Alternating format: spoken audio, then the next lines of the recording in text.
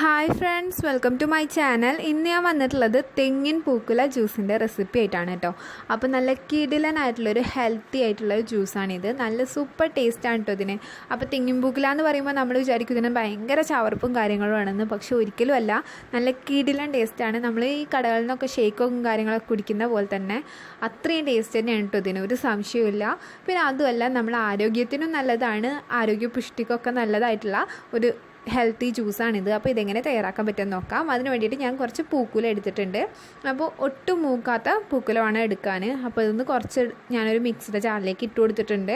പിന്നെ അതുപോലെ തന്നെ ഒരു 3 ഈത്തപ്പഴം, അതുപോലെ 3 അണ്ടിപ്പരിപ്പ്, 3 ബദാം. ഇത് ഞാൻ വെള്ളത്തിലിട്ടിട്ടൊന്ന് സോക്ക് ചെയ്ത് വെച്ചിട്ടുള്ളതായിരുന്നു. അതുപോലെ ബദാമിൻ്റെ തോലിയൊക്കെ ഒന്ന് കളഞ്ഞെടുത്തിട്ടുണ്ട്. അതുപോലെ ഈത്തപ്പഴത്തിൻ്റെ ആ കുരുവൊക്കെ ഒന്ന് മാറ്റിയിട്ടുണ്ട് കേട്ടോ. അപ്പോൾ ഇനി നമുക്കിത് നമ്മുടെ മിക്സർ ജാറിലേക്ക് ഇട്ട് കൊടുക്കാം. അപ്പോൾ ഞാനിതൊരു 15 മിനിറ്റാണ് വെള്ളത്തിലൊന്ന് സോക്ക് ചെയ്ത് വെച്ചിട്ടുണ്ടായിരുന്നത്. അപ്പോൾ നമുക്കിതിനി നല്ലതുപോലെ ഒന്ന് പേസ്റ്റ് ചെയ്തെടുക്കണം. അപ്പോൾ അതിന് മുമ്പായിട്ട് ഞാനിതിലേക്ക് ഒരു 1.5 ടേബിൾ സ്പൂൺ പഞ്ചസാര ചേർത്ത് കൊടുക്കുകയാണ്. അപ്പോൾ പഞ്ചസാര കുറച്ച് ചേർക്കുന്നത് എന്തിനാണെന്ന് വെച്ചാൽ നമ്മുടെ ഈത്തപ്പഴത്തിൽ അത്യാവശ്യം മധുരം ഉണ്ട്, അതുകൊണ്ടാണ്. നമുക്കിത് നന്നായിട്ടൊന്ന് അരച്ചെടുക്കാം. അപ്പോൾ നല്ല സ്മൂത്തായിട്ട് അരച്ചെടുത്തിട്ടുണ്ട്. ഇനി ഇതിലേക്ക് ഒരു 1/2 ഗ്ലാസ് അളവിൽ പാല് ചേർത്ത് കൊടുക്കുക. പാൽ ചേർത്തിട്ട് നമുക്ക് നന്നായിട്ടൊന്ന് അരച്ചെടുക്കാം. അപ്പോൾ ഈത്തപ്പഴം ഇല്ലയെന്നുണ്ടെങ്കിൽ നിങ്ങൾക്ക് ആപ്പിളോ അല്ലെങ്കിൽ പഴമോ ചേർക്കാവുന്നതാണ്. അതൊക്കെ നിങ്ങളുടെ ടേസ്റ്റിനനുസരിച്ച് ചേർക്കുക. അപ്പോൾ ഇത് നല്ല സ്മൂത്തായിട്ട് ഞാൻ അരച്ചെടുത്തിട്ടുണ്ട് കേട്ടോ. നല്ല പെർഫെക്റ്റായിട്ട് അരച്ചെടുത്തിട്ടുണ്ട്. ഇനി നമ്മളിത് അരിച്ചെടുക്കൊന്നുമില്ല കേട്ടോ, ഡയറക്റ്റ് നമ്മൾ ഗ്ലാസ്സിലേക്ക് ഒഴിച്ചു കൊടുക്കുകയാണ് ചെയ്യുക.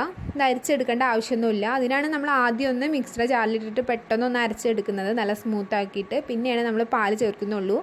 അപ്പോൾ ഇത്രയേ ഉള്ളൂ നമ്മുടെ പൂക്കുല ജ്യൂസ്. വളരെ സിമ്പിളായിട്ട് നമുക്കിത് തയ്യാറാക്കിയെടുക്കാൻ പറ്റും. നല്ല കിടിലൻ ടേസ്റ്റാണ് കേട്ടോ, ഒരു ചവർപ്പും കാര്യങ്ങളൊന്നുമില്ല. നല്ല കിടിലൻ ടേസ്റ്റാണ്. കൂടാതെ നമ്മുടെ ആരോഗ്യത്തിനൊക്കെ ഒത്തിരി നല്ലതാണ് പൂക്കുല ജ്യൂസ്. അപ്പോൾ ഈ വീഡിയോ നിങ്ങൾക്ക് ഇഷ്ടമായിട്ടുണ്ടെങ്കിൽ ലൈക്ക് ചെയ്യാനും ഷെയർ ചെയ്യാനും കമൻറ്റ് ചെയ്യാനും മറക്കരുത്. കൂടാതെ എൻ്റെ ചാനൽ നിങ്ങൾ ആദ്യമായിട്ടാണ് കാണുന്നതെങ്കിൽ ഒന്ന് സബ്സ്ക്രൈബ് ചെയ്യണേ. ആ തൊട്ടടുത്ത് കാണുന്ന ബെല്ലൈക്കണും കൂടി ഒന്ന് പ്രസ് ചെയ്യുകയാണെന്നുണ്ടെങ്കിൽ ഞാൻ അയക്കുന്ന വീഡിയോസൊക്കെ നിങ്ങൾക്ക് അപ്പോൾ തന്നെ നോട്ടിഫിക്കേഷനായി കിട്ടുന്നതായിരിക്കും.